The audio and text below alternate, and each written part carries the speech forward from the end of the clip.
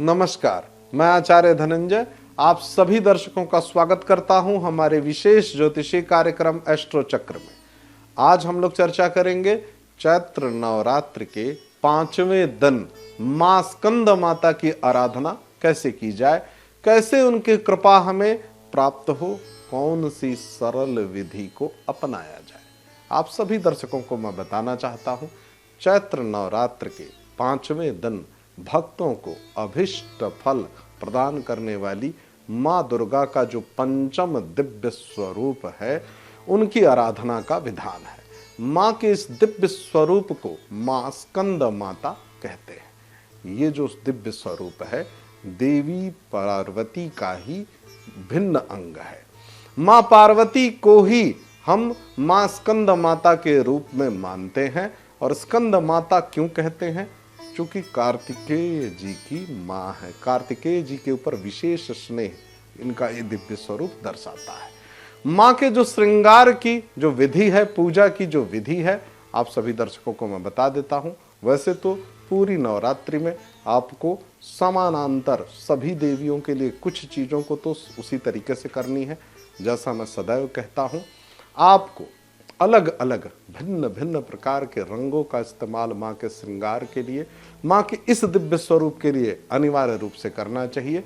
और भगवान कार्तिकेय की भी पूजा मां के इस दिव्य स्वरूप के साथ साथ भक्ति भाव और विनम्रता के साथ करना चाहिए। पूजा में कुमकुम, अक्षत, पुष्प, फल, इन सारी चीजों का प्रयोग करें।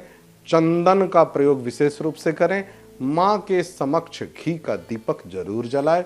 आज के दिन भगवती मां दुर्गा को केले का भोग लगाना चाहिए। और ये जो प्रसाद है, सबसे पहले यदि आप आचार्य के माध्यम से पूजन करा रहे हैं तो सबसे पहले ब्राह्मण को दीजिए। यदि आप स्वयं कर रहे हैं तो सबसे पहले स्वयं आपको प्रसाद ग्रहण करना चाहिए। ऐसा करने से आपकी बुद्धि का भी विकास होता है। कार्तिकेय जी के ऊपर इन्हीं की दिव्य कृपा है। और विशेष रूप से मैं सभी माताओं से कहूँगा, बच्चों को इस पूजन में जरूर शामिल करिए। बच्चों को विशेष रूप से लाभ होगा। मां स्कंद माता की पूजा में पीले रंग का अधिक से अधिक प्रयोग करिए। पीली वस्तुओं का ही भोग लगाइए। साथ ही साथ संतान संबंधी कष्टों को दूर करने के लिए इस दिन बच्चों को फल और मिठाई बांटना अनिवार्य रूप से शुभ माना जाता है। ये जो उपासना की प्रक्रिया है, पौराणिक मान्यता है इसमें कि जो कोई भी जातक आप समर्पण के भाव से यदि करें और आपके अंदर यदि श्रद्धा भक्ति का भाव है, तो ऐसे भाव से आरोग्य, बुद्धिमता और ज्ञान की प्राप्ति होती है। मां के जितने दिव्य स्वरूप हैं, वो आपकी सारी मनोकामनाओं को पूरा करने में पूर्ण रूपेण सक्षम है। भक्तों को परम शांति और सुख की अनुभूति होती है। ये जो प्रक्रिया है, इसको करने से संतान सुख और रोगों से छुटकारा मिलता है।